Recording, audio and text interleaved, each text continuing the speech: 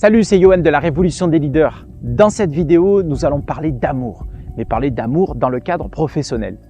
Bon, certains pourraient trouver ça un peu saugrenu ou hors sujet, et pourtant, être motivé ou motiver les autres, dans les deux cas, un des leviers les plus puissants pour y parvenir est la satisfaction des besoins, et donc donner un peu d'amour.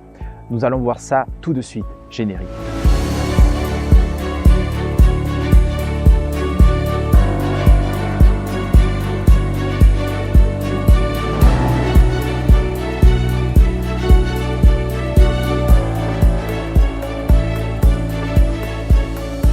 Les collaborateurs dont les besoins sont satisfaits sont plus efficaces, s'épanouissent davantage dans leur travail et adhèrent aux objectifs. La plupart d'entre vous connaissez la pyramide de Maslow qui s'affiche là sur l'écran.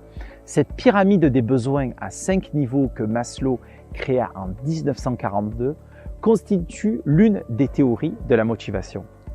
Au premier étage, il y a les besoins physiologiques. Manger, boire, respirer, le sommeil, la sexualité, etc. Ce que dit Maslow est que quand un besoin est satisfait, l'homme peut passer à un besoin supérieur, mais pas avant. C'est la raison pour laquelle dans certaines situations ou périodes de guerre ou de pauvreté extrême, l'homme n'est pas capable d'accéder à l'affection des autres ou à l'estime de soi et des autres. Sa préoccupation première est de manger, boire, et protéger son intégrité physique.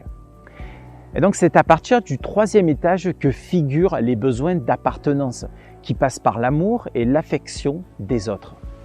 La question à se poser est donc qu'en partant du principe que les besoins physiologiques et de sécurité du premier et du deuxième étage sont satisfaits, comment donner et recevoir de l'amour dans sa sphère privée et en entreprise. C'est évidemment essentiel à maîtriser car cela va vous permettre de générer une atmosphère de confiance propice à l'estime de soi. Et en qualité de manager, il est essentiel d'avoir une grille de lecture précise sur la satisfaction de ce niveau de besoin. Bon, inutile de vous préciser que cela s'applique en premier à vous, manager. Bon, il existe beaucoup de cadres de référence sur les besoins.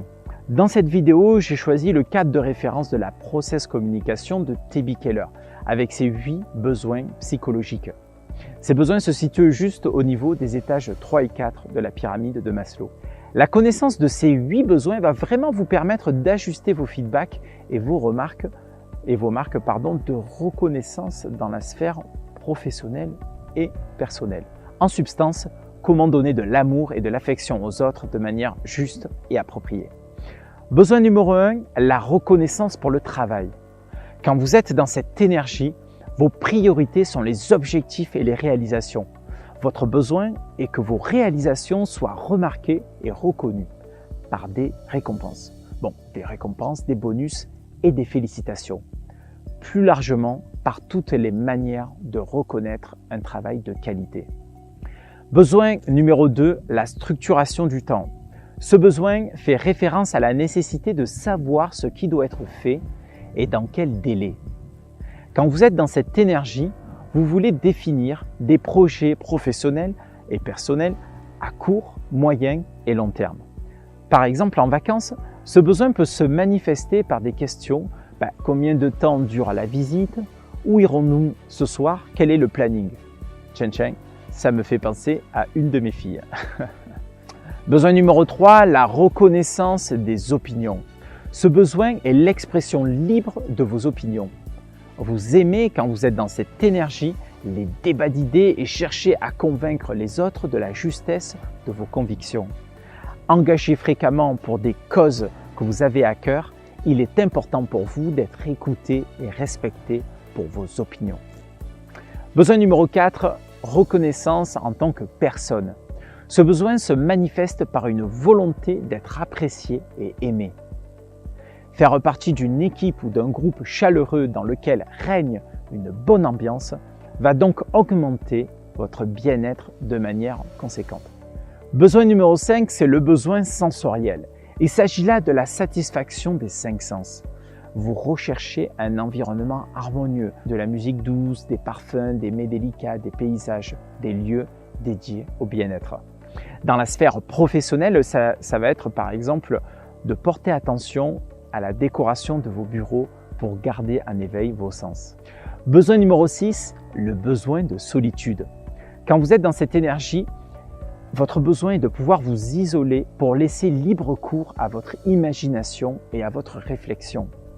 Vous avez besoin d'avoir votre propre espace et de vous retrouver seul pendant un certain temps.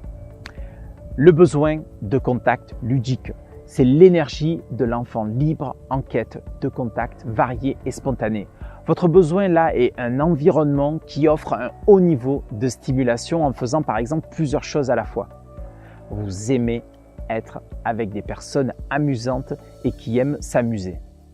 Dernier besoin, le besoin d'excitation. Ce besoin se manifeste par la recherche de sensations fortes et de résultats rapides. Vous allez préférer l'intensité des actions à court terme sans chercher les objectifs à plus long terme. Vous aimez la nouveauté, être sous le feu des projecteurs pour vos résultats ou pour votre goût du risque. Voilà, vous l'avez compris, nous sommes tous uniques et nous avons tous besoin à une échelle toujours plus ou moins forte et selon les circonstances, à un ou à plusieurs besoins à activer ou satisfaire. L'idée est donc que vous puissiez reconnaître les besoins qui vous correspondent le plus selon d'une part votre profil de personnalité, mais aussi selon les circonstances. Et idem évidemment pour vos collaborateurs. Sachez enfin que si vous ne satisfaisez pas vos besoins, votre cerveau va s'en charger. Alors vous me direz, c'est super si le cerveau s'en charge seul. Le seul bémol d'importance est que cette satisfaction va se faire le plus souvent d'une manière inconsciente à travers des comportements négatifs. Comportements négatifs ou parasites en relation avec la satisfaction de chaque besoin. Tout ceci sera explicité dans ma prochaine vidéo. Donc je vous dis à très bientôt et gardez le cap.